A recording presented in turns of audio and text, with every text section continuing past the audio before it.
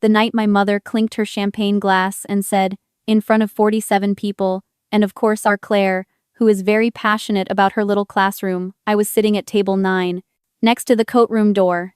Not near it, next to it, close enough that every time a guest arrived late, a draft moved through and lifted the paper name cards. Mine fluttered twice during the salad course. I pressed it flat with my thumb and did not look up. I had known about the seating for 11 days. I found out the way I found out most things in my family not because anyone told me, but because I was standing in the right doorway at the wrong moment. My mother on the phone with the event coordinator, voice efficient and clipped the way it gets when she is solving a logistical problem rather than discussing a person. Claire and her guest can go near the side entrance.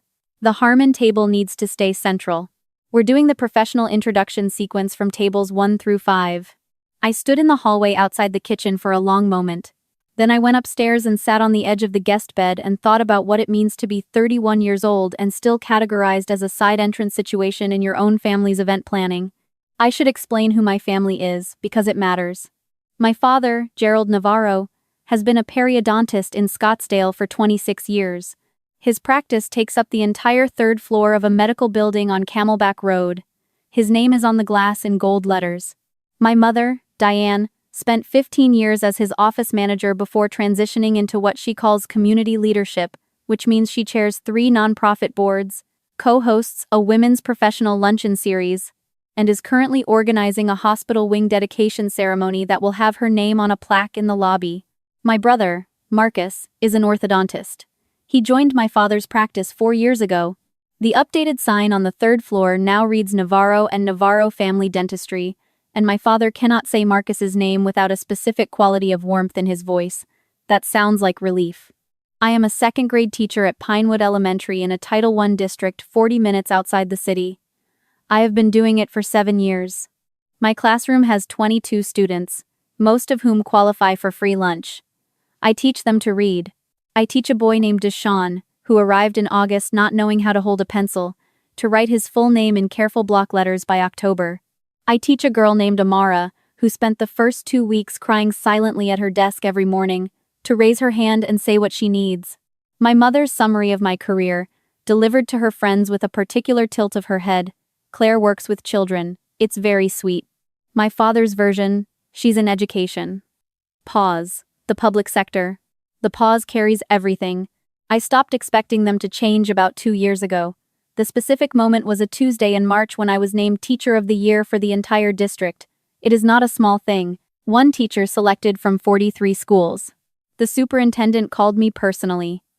There was a ceremony at the district office with a small reception afterward, and I sent the date to my family 3 weeks in advance. My father replied the next morning, "Claire, I have a patient block I can't move. You understand how these things fill up. Congratulations though, genuinely." Genuinely. The word sitting there like a small apology for everything surrounding it. My mother did not reply to the group text at all. She called 2 days later to ask if I'd heard that Marcus had been invited to present at a dental conference in Denver. I kept my Teacher of the Year certificate in my bag for a while, carrying it back and forth to school the way you do when you're waiting for the right moment to hang something up. Eventually I stopped waiting and put it in the top drawer of my filing cabinet. A colleague found it there 3 months later and taped it to the wall above my desk herself. I cried in the supply closet for 4 minutes, and then went back out and taught fractions. That is the context for why I never told my family much about Owen. They knew I was seeing someone. My mother's complete interrogation, conducted over the phone last spring, lasted approximately 90 seconds. Is he in medicine? No. What does he do? He works with his hands, mostly. Construction? Sort of. Does he have a degree? He studied for 2 years, then left. Oh. And then, with the specific generosity of someone deciding to be charitable, well, I'm sure he's a hard worker. Owen Calloway repairs and restores old buildings, not new construction old ones, historic ones. He specializes in masonry and structural work on properties that are on, or eligible for, the National Register of Historic Places. He has worked on a 19th century courthouse in Tucson, a territorial-era schoolhouse outside Prescott, a mill building in northern New Mexico that dated to 1887. He knows how adobe degrades, and how limestone weathers, and how to match mortar from 100 years ago so the repair disappears into the wall like it was always there. He drives a dark green pickup with a cracked side mirror that he has fixed twice with electrical tape. He keeps a worn copy of a book on Southwestern vernacular architecture on his passenger seat, spine broken at 3 different chapters. When I met him at a preservation fundraiser I'd attended with a colleague, he was the only person in the room who asked me what I thought was worth saving, not in buildings, but in general. What do you think is worth the effort of preserving? I told him about my students. About how the school had been on a district watch list 2 years earlier, nearly rezoned and shuttered, and how a group of teachers had spent 8 months building a case for keeping it open. About how Deshaun had learned to write his name. Owen listened the way certain people listen, like the story was something he wanted to understand completely before he responded to it. Then he said, "That's the same work, actually. You find something that's been written off. You figure out what's still sound underneath. And you stay." We talked for 2 hours. I missed the keynote address entirely. He was not, I should mention, exactly what he appeared to be. There were things that didn't quite fit. A phone call he stepped outside to take, his voice shifting into something formal and measured, the tone of someone accustomed to chairing meetings. A manila envelope on his kitchen table one evening. I wasn't reading it. It was simply open with a letterhead I caught. Arizona Preservation Alliance, Board of Directors. His name at the top. A line I registered without meaning to. Grant disbursement approval pending full board vote. I asked once, lightly. He said it was a board thing, non-profit, nothing interesting, and handed me a cup of coffee and asked what I thought about the parent-teacher situation I'd mentioned earlier that week. I let it go, not because I didn't notice, because none of it changed what I already knew about him. He saw me clearly, not as my family's footnote version of me, as the full thing. That was rarer than any title I could have looked up. My brother Marcus got engaged in January. His fiancée is Stephanie, a dental hygienist at the practice, which my father has been quietly delighted about for reasons of both personal affection and professional convenience. The engagement party was held at a restored estate in Paradise Valley called the Whitmore House, rented for the occasion, with a catering staff and a string trio and enough candles to create what my mother called an intimate but elevated atmosphere. The Harmons were the evening's most prominent guests. Dr. Richard Harmon is the chief of surgery at the hospital where my mother is organizing the wing dedication. He and his wife had been carefully cultivated as part of my mother's social architecture for the past 18 months. Getting them to the party was, I understood, something my mother considered a significant achievement. Owen and I arrived on time. He wore a dark jacket over a gray shirt, no tie, and his hands were clean in the specific way of someone who'd scrubbed them carefully before an event. I wore a deep green dress I'd chosen myself. My mother had sent a text 3 days prior suggesting I might want to wear something a little more polished. The Harmons will be there, and linking to a powder pink option from a department store. I did not respond to the text. My parents greeted us at the entrance. My mother's eyes moved over Owen the way they do when she is running a quick assessment and finding the data insufficient. My father shook his hand once, briefly, with the handshake you give a tradesman you're letting into your house. Table 9 was beside the coat room, as described. The centerpiece was a single votive in a glass. The name cards were printed on cardstock in a standard font. Tables 1 through 4 had calligraphed cards with a small sprig of rosemary tucked into a fold of cloth napkin beneath each one. I noticed this immediately and then decided not to keep noticing it. Dr. Harmon sat at table 1, next to my parents. He was a large, still man with silver glasses and the easy authority of someone who spent his days making decisions that mattered. He glanced across the room twice in the first 15 minutes, both times his gaze moving across the tables with the idle curiosity of someone at a party where he doesn't know everyone. The third time his attention stopped. It stopped on Owen. I saw it happen. The slight tension, the recalibration, the look of someone filing through a mental index and finding an unexpected match. He looked away, then he looked back. Then he excused himself from the conversation at table 1. My father's toast came first. He stood at the head table with the relaxed command of someone who has given many toasts and knows how to make an audience feel the honor of listening to him. He spoke about Marcus with the specific and detailed warmth of someone who had been paying close attention for 30 years. He mentioned the practice, the dedication, the way Marcus had stepped into the business with the exact combination of skill and commitment that makes you proud not just as a father but as a colleague. Then his eyes moved to me, and I watched him make a small decision.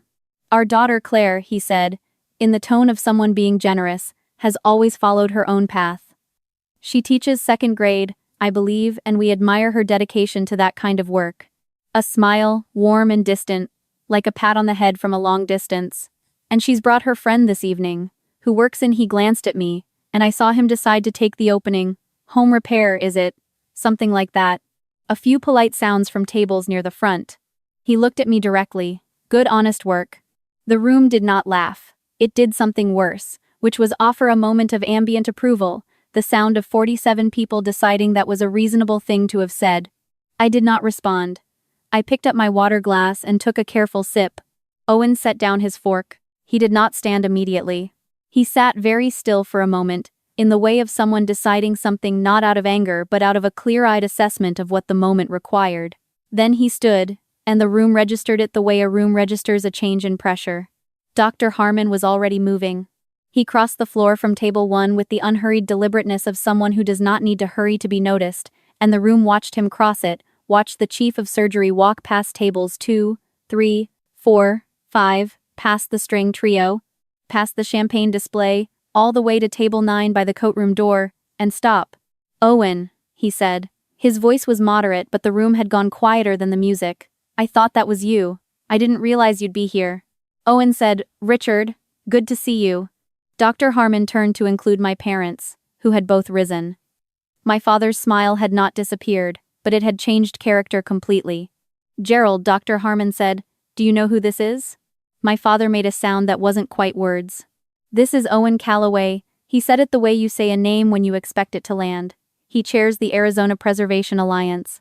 They've put $42 million into historic preservation projects across the state in the past 8 years.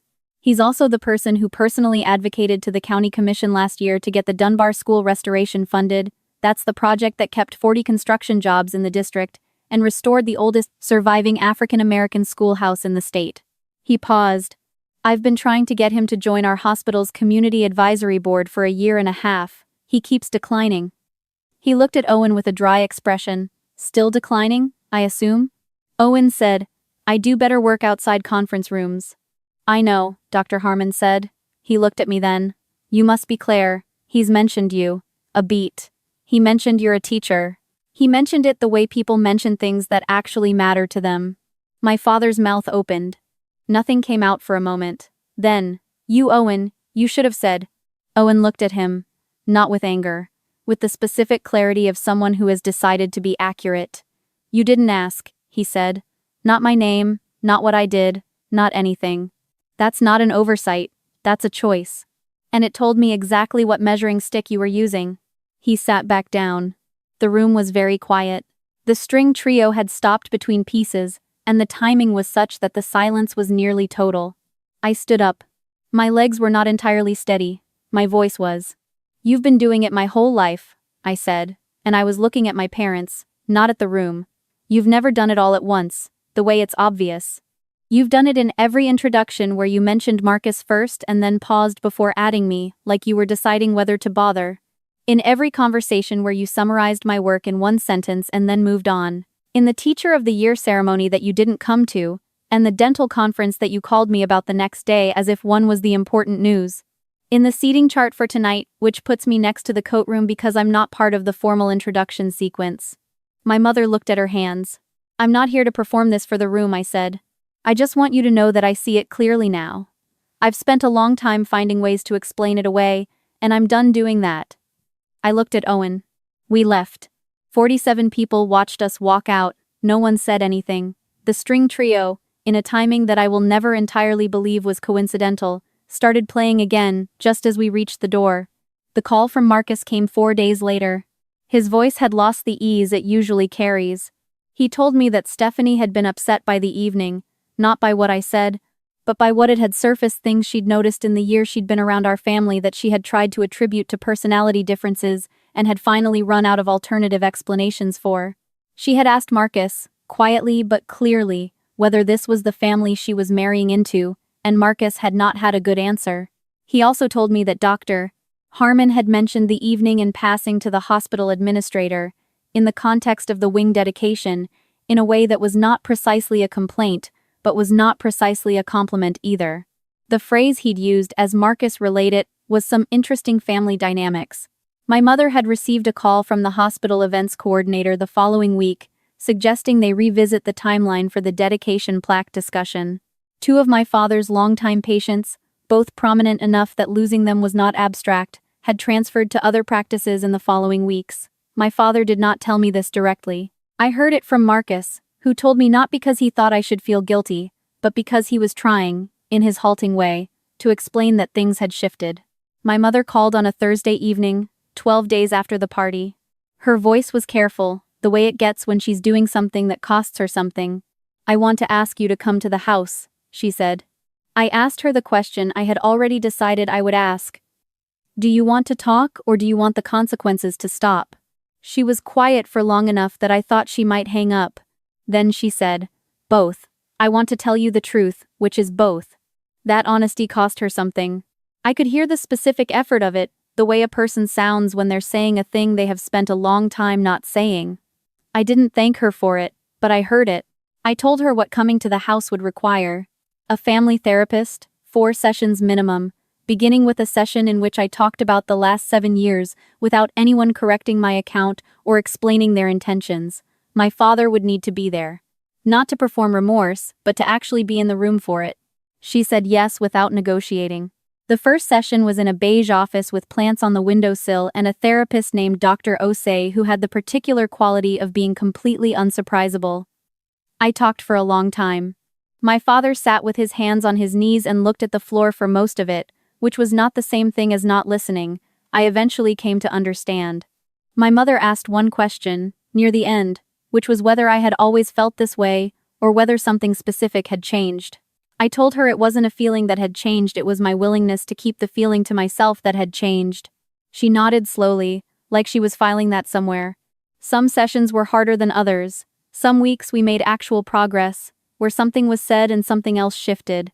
Some weeks we just sat in the room together, and endured it, which I've come to think of as its own kind of work. The kind that doesn't feel like anything is happening until you look back from a distance and realize the room isn't quite as small as it used to be. I don't know what my family will become. I've stopped trying to know that in advance. Marcus and Stephanie set a new date. She told me, when we had coffee in February, that she'd started seeing a therapist herself not because of the party, she was careful to say, but because the party had made her realize she had her own version of these questions to sit with. What she'd agreed to become part of, what she actually wanted, separate from what she'd assumed she was supposed to want.